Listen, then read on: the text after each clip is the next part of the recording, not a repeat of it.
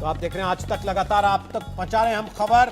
आज बॉलीवुड की 3 अभिनेत्रियों से नारकोटिक्स कंट्रोल ब्यूरो की पूछताछ चल रही है। तीनों अभिनेत्रियों से एनसीबी की पूछताछ में कई चीजें सामने आ गई हैं। दीपिका से पिछले कई घंटे से पूछताछ हो रही है। सारा अली खान और श्रद्धा कपूर से एनसीबी के जोनल दफ्तर में सवाल जवाब चल रहे हैं।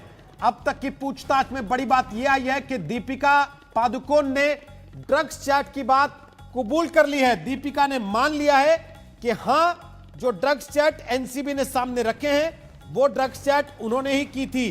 करिश्मा और जया दोनों से ड्रग मंगाने की बात उस चैट में जो हो रही है, दीपिका ने कबूल किया है कि वो बात उन्होंने ही की थी। अरविंद ओझा और शम्स ताहिर खान हमारे दो सहयोगी लगातार इस पूरे मामले पर अपडेट दे रहे हैं। शम्स ताहिर खान, बड़ा सवाल यह है कि चैट का कबूलनामा कि हां हम चैट कर रहे थे, लेकिन यह कबूल नहीं करना कि इसमें जो ड्रग मंगा रहे थे उससे हमारा कोई परिचय है। ये दोनों बातें मेल खाती हैं क्या आपस में? देखिए, यहाँ पे दीपिका ने, चाहे उनके लॉयर ने या जिसने भी उन्हें समझाया हो, एक बड़ा अच्छा खेल खेला। उन्होंने, मालूम है कि जो 2017 का ये व्हाट्सएप चैट है करिश्मा के साथ, उससे वो इग्नोर करेंगी तो फंसेंगी, उससे इनकार करेंगी तो फंसेंगी, क्योंकि वो एक इलेक्ट्रॉनिक एविडेंस है और बाकायदा एनसीबी ने उसी के आधार पर उन्हें संबंध देकर यहाँ बुलाया। अब दूसरी बात, लगभग 3 साल हो गए। उन 3 सालों में उस चैट में हैश की बात हो रही है, गांजा नहीं होगी इसकी बात हो रही है, कोको बार में अमित लेकर आएगा इसकी बात हो रही है। इन चीज़ों को अब आप सबूत के तौर पर हासिल करें, इकट्ठा करें, ये बड़ा मुश्किल काम है। या उस वक्त लिया हो, इसको साबित करना बड़ा मुश्किल काम है। इसी चीज़ का फ़ायदा उठाया उन्होंने। पहली चीज़ तो एक्सेप्ट की कि हाँ, इस जो ड्रग चैट है इसमें मैं शामिल हूँ, ये ड्रग चैट फेक नहीं है, सही है।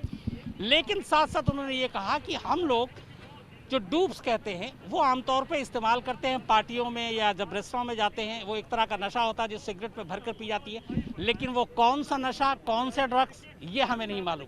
यहाँ पे उन्होंने थोड़ा सा उलझाने की कोशिश की। अब ये एनसीबी का काम है कि उस सच और तह तक पहुंचे। लेकिन दूसरी चीज, एनसीबी सिर्फ यही नहीं जानना चाहती, बल्कि एनसीबी दे देता था और आप ले लेते थे। एनसीबी ये भी जानना चाहती, आपने पता तक नहीं किया कि आप क्या ले रही हैं। मान लेगी एनसीबी। वही बात है रोहित, जैसा मैंने आपको पहले भी बताया कि एक आदमी जो स्मोक करता है उसे मालूम है कौन से ब्रांड का सिगरेट पीता है, वो दूसरे ब्रांड का सिगरेट नहीं पी पाता। उसी तरीके से जब आप नशा करते हैं तो आपको मालूम है कि आपको कौन सा ड्रग्स लेते हैं या कौन से ड्रग्स के आप आदी हैं, कौन सा ड्रग्स आपको अच्छा लगता है।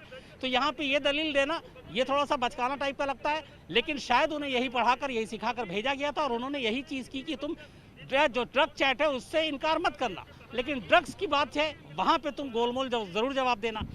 तीसरी चीज़ यहाँ पे यह है कि अब इस ड्रग्स को पूरे को लेकर, क्योंकि इस चैट में 3 ही कैरेक्टर आते हैं और एक अमित आता है जो लेकर पहुँचता है, लेकिन कौन खरीदता है, कहाँ से खरीदता है, पेडलर कौन है, उसके आगे कौन है, ये कड़ियाँ इस बयान के बाद, इस पूछताछ के बाद जोड़ी जाएंगी। जो मेरी जानकारी है, चूँकि यहाँ से एनसीबी की टीम निकली है, जो दीपिका पादुकोण इस वक्त उनसे पूछताछ नहीं हो रही है, वो इसी गेस्ट हाउस में 2nd फ्लोर पे अलग से बैठी हुई हैं। करिश्मा के बयान फिर से लिखे जा रहे हैं। वापस जब टीम आएगी तो शायद उनसे कुछ पूछताछ हो। ये हो सकता है कि उनकी वापसी का इंतजार किया जा रहा है, उसके बाद दीपिका पादुकोण को यहाँ से विदा कर दिया जाए। तो ये सारी चीज़ें अगले कुछ देर में क्लियर हो जाएंगी। लेकिन दीपिका का ये कबूलनामा कि हाँ ड्रग्स चैट में मैं हूँ, ये कहीं ना कहीं एक बड़ा एनसीबी के लिए जो है एक बड़ी चीज़ है। लेकिन अब इसके साथ जोड़ना उसको कि ये ड्रग्स की आदी थी, पहली बार ली, क्या वजह थी, डिप्रेशन की वजह से ली या हमेशा लेती रही हैं, ये सारी चीज़ें और सर्किल में कौन कौन है। अब यहाँ से शुरू होता है एनसीबी की तफ्तीश और इसमें जाहिर सी बात है जो मुंबई की जोनल टीम है एनसीबी की, वो इसमें मदद करेगी। रोहित। अरविंद ओझा, बताइए, क्या ये कहकर दीपिका पादुकोण बच जाएंगी कि हाँ जी ड्रग्स तो लेते थे लेकिन ये नहीं पता क्या लेते थे? ये किसी और से पूछिए आप। नहीं देखिए, आपको बताऊं, जैसा कि शम्स ने बताया कि देखिए उनके वकीलों ने ये बिल्कुल समझाया होगा कि ये इलेक्ट्रॉनिक एविडेंस है, नंबर के आप ही के नंबर से चैट हुआ है तो बिल्कुल ये एक्सेप्ट कर लेना कि ये चैट हमारा है, लेकिन ड्रग्स की बात से इनकार कर देना। हालांकि ड्रग्स लेती थी नहीं लेती थी ये तहकीकात में सामने आएगा, लेकिन बिल्कुल ये लीगल एडवाइजर समझा बुझा कर भेजते और ऐसे ही समझाया बुझाया था रिया चक्रवर्ती को भी। उनके लीगल एडवाइजर सतीश मान शिंदे ने, बहुत बड़े वकील हैं, सलमान खान तक के वकील रह चुके हैं वो, उन्होंने भी यही समझाया था रिया चक्रवर्ती को कि तुम जाना और तुम ये बोलना कि हम तो ड्रग्स सुशांत के लिए मंगवाते थे, हमने कभी ड्रग्स नहीं लिया। और इसी में वो इतनी फंस गई कि अब तक जमानत नहीं हो गई।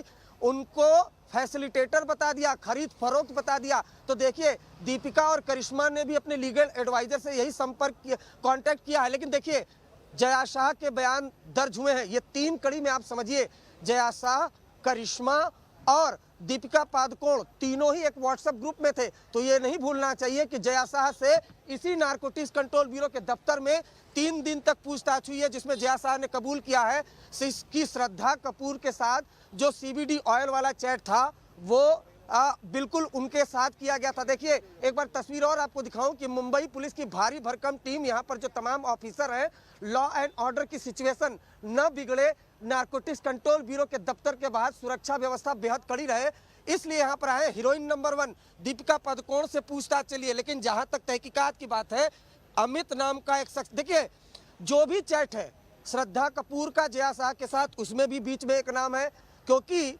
जो लोअर लेवल का स्टाफ था उसका सहारा लिया जाता था ड्रग्स पहुंचाने के लिए। तो वो लोअर लेवल का जो स्टाफ है वो भी तो टूटेगा, उस तक भी तो पहुंचेंगी। लेकिन अगर दीपिका पादुकोण इनकार करती हैं तो फिर इसी सर्किल के ड्रग्स पैडलर को भी गिरफ्तार किया जाएगा। नारकोटिक्स कंट्रोल ब्यूरो के सूत्रों का कहना था कि देखिए इन सब से पूछताछ के अलावा हमारी नज़र तो ड्रग पैडलरों पर भी है, उन पर भी हमारी निगाह है। तो सबसे जब पूछताछ कर ली जाएगी तो जहां कड़ियां जोड़नी होंगी, जहां गैप होगा, उसको इन्वेस्टिगेशन के जरिए ही गैप को भरा जाएगा। लेकिन दीपिका और करिश्मा के बीच में है अमित, ध्यान रखना होगा। करिश्मा बोलती हैं कि अमित आप तक पहुंचा देगा, तो वो अमित राज खोलेगा। श्रद्धा और जया के बीच में है जलील नाम की एक महिला, जो कि क्वान कंपनी की मैनेजर है, सुशांत की क्वान कंपनी में काम करती है और सुशांत की मैनेजर थी, उनका नाम आया था, वो राज खोलेंगी। तो देखिए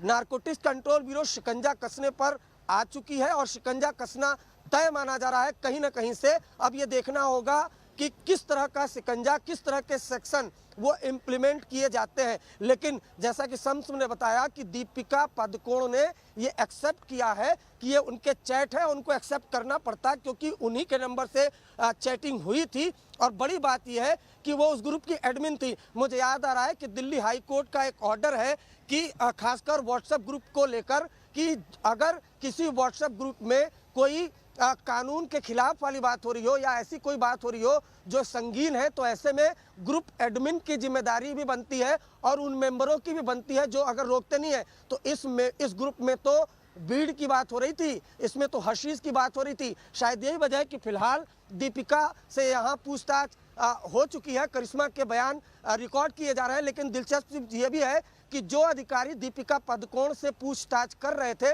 वो फिलहाल सारा और श्रद्धा के पूछताछ को ज्वाइन कर चुके हैं। यानी वहाँ की जो इंटरोगेशन चल रही है सारा अली खान और श्रद्धा कपूर की, वहाँ पर गए हैं, उस इंटरोगेशन को ज्वाइन कर रहे हैं। वहाँ से भी कुछ डिटेल जाहिर सी बात है मिलेगी, फिर वो यहाँ पर आएंगे। अगर दीपिका और करिश्मा से रिलेटेड कोई जानकारी वहाँ से मिलती है तो फिर यहाँ लाया जाएगा, फिर उनसे पूछताछ की जाएगी, फिर कन्फ्रंट किया जाएगा। जब तक नारकोटिक्स कंट्रोल ब्यूरो संतुष्ट नहीं हो जाती, संतोषजनक जवाब नहीं दिया जाता, तब तक पूछताछ जारी रहेगी। और नारकोटिक्स कंट्रोल ब्यूरो के सूत्रों ने आज तक को बहुत पहले ही बता दिया था, जब पूछताछ शुरू हुई थी 1 घंटे बाद, कि दीपिका पादुकोण के कुछ जवाब से नारकोटिक्स कंट्रोल ब्यूरो की टीम संतुष्ट नहीं है। रोहित, बहुत बहुत शुक्रिया अरविंद ओझा, बहुत बहुत शुक्रिया आपका वहां से जानकारी देने के लिए। शम्स ताहिर खान इस वक्त हमारे साथ मौजूद हैं वहीं जहां पर यह पूछताछ चल रही है, और लगातार हमारे दोनों सहयोगी संवाददाता, साथ ही आज तक के संवाददाताओं की पूरी टीम, पूरी फौज वहां से आप तक एक एक अपडेट पहुंचा रही है। कोई भी खबर आपसे छूटेगी नहीं इस मामले की। आप बने रहिए आज तक के साथ।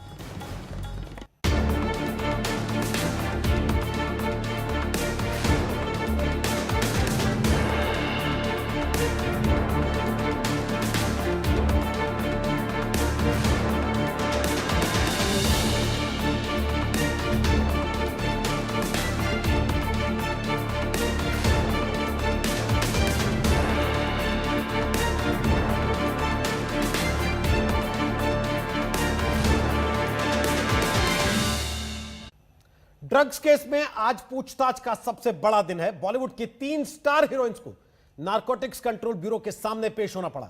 दीपिका से 4 राउंड में पूछताछ होनी है। सूत्रों के मुताबिक दीपिका ने ड्रग्स चैट की बात तो कबूल ली, लेकिन ड्रग्स के इस्तेमाल पर चुप्पी साध ली।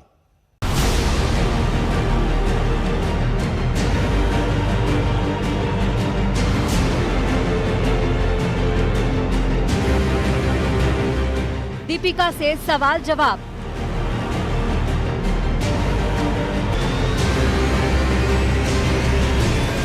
चार राउंड में एनसीबी की पूछताछ। ड्रग्स लीला से उठेगा पर्दा। आज हर किसी की नजर दीपिका पर थी। सुबह से घर के बाहर हलचल थी, मीडिया का जमावड़ा था। सुबह 10 बजे दीपिका को एनसीबी गेस्ट हाउस पहुंचना था और दीपिका ठीक 10 बजे मीडिया से बचती बचाती पहुंची। बड़ी और लग्जरी गाड़ी में चलने वाली दीपिका ने छोटी गाड़ी में पहुंचकर अचानक सभी को चौंका दिया।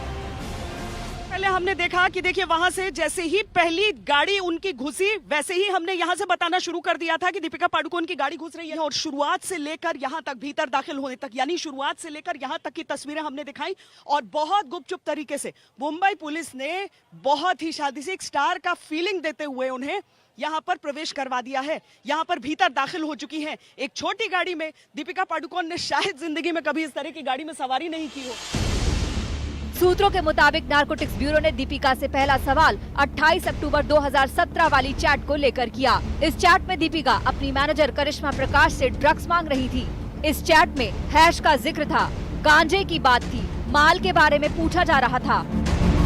सिर्फ मुंबई ही नहीं, मुंबई के जो बड़े बड़े दिग्गज हैं वो और साथ ही पूरे देश की निगाहें इसी दीपिका पादुकोण पर लगी हुई हैं कि आज क्या वो कबूल कर लेंगी, क्या वो कबूल करेंगी कि हाँ मैं ड्रग्स लेती हूँ, क्या वो कबूल करेंगी कि 2017 का जो चैट है उसकी ग्रुप एडमिन मैं थी, मैंने क्रिएट किया था, क्या वो ये बात कबूल करेंगी कि डिप्रेशन से बचने के लिए वो ड्रग का इस्तेमाल किया करती थी। फिर तो दीपिका पर सवालों की बौछार शुरू हो गई। मसलन, क्या आपने कभी ड्रग्स मंगाया, कभी ड्रग्स का इस्तेमाल किया, ये माल क्या है, क्या कुछ गैर कानूनी है, माल मांगने का मकसद क्या था। जया ने बताया आपने माल मंगाया, आपने माल के लिए भुगतान किया, अगर हाँ तो कितना भुगतान किया, माल के लिए भुगतान कैसे किया, करिश्मा को माल किसने सप्लाई की, क्या करिश्मा ड्रग्स पेडलर है। पहले मीठे होंगे लेकिन बाद में तीखे भी होंगे। उसके बाद कन्फ्रंट भी कराया जाएगा करिश्मा से, पूछा जाएगा कि क्या आपने ड्रग्स पहली बार मंगवाया, क्या आप ड्रग्स लेती थी, और ड्रग्स लेती थी तो कितनी बार लिया, ड्रग्स करिश्मा से मंगवाया तो कितनी बार मंगवाया, कोको क्लब में पार्टी में कौन कौन था, वहाँ के लिए आप ड्रग्स मंगवा रही थी, ये अमित कौन है जो करिश्मा बोल रही थी कि वो ड्रग्स पहुँचवाएगी। तो इस तरह के कई सवाल होंगे। दीपिका से पूछताछ के लिए एनसीबी की टीम पहले से तैयार थी। 5 अफसरों की टीम के पास सवालों की पूरी लिस्ट थी। सूत्रों के मुताबिक एनसीबी ने 4 राउंड में पूछताछ का प्लान बनाया था। पहले राउंड में जया और करिश्मा के बयानों को लेकर सवाल तैयार थे, तो दूसरे राउंड में ड्रग्स वाली चैट पर सवाल रखे गए थे। राउंड 3 पूरी तरह जांच में क्रॉस क्वेश्चन के लिए रखा गया था और आखिरी राउंड करिश्मा और जया के सामने पूछताछ के लिए तय था। आमना सामना जो चल रहा है, जो आमने सामने की पूछताछ जो चल रही है, जो पूछताछ चल रही है दीपिका पादुकोण और उनके साथ ही करिश्मा की आमने सामने बिठाकर आमने सामने दोनों को बिठाकर पूछताछ चल रही है। उसमें एनसीबी के जो अधिकारी हैं वो दीपिका पादुकोण के कुछ सवालों के जवाब से संतुष्ट नहीं हैं। कुछ सवालों के जवाब को लेकर एनसीबी को लग रहा है कि यह ठीक नहीं। एनसीबी की तैयारी पूरी थी, सबूत पहले से जुटा लिए गए थे, बाकी बयान दर्ज कर लिए गए थे। करिश्मा और जया साहब पहले ही कई खुलासे कर चुकी थी, दोनों ने ड्रग्स चैट की बात भी कबूल की थी। ऐसे में दीपिका पर शिकंजा कसना तय था। वो ना तो ड्रग्स चैट को लेकर मुकर सकती हैं और ना ही ड्रग्स मांगने की बात से। आशुतोष मिश्रा, अरविंद ओझा, अशोक सिंगल के साथ विद्या, मुंबई आज तक। नमस्कार, मैं हूं अंजना ओम कश्यप। हमें उम्मीद है ये वीडियो आपको पसंद आया होगा। लेटेस्ट खबरों के लिए यूं ही देखते रहिए आज तक और इस वीडियो के पसंद आने पर लाइक, शेयर एंड सब्सक्राइब करना ना भूलें।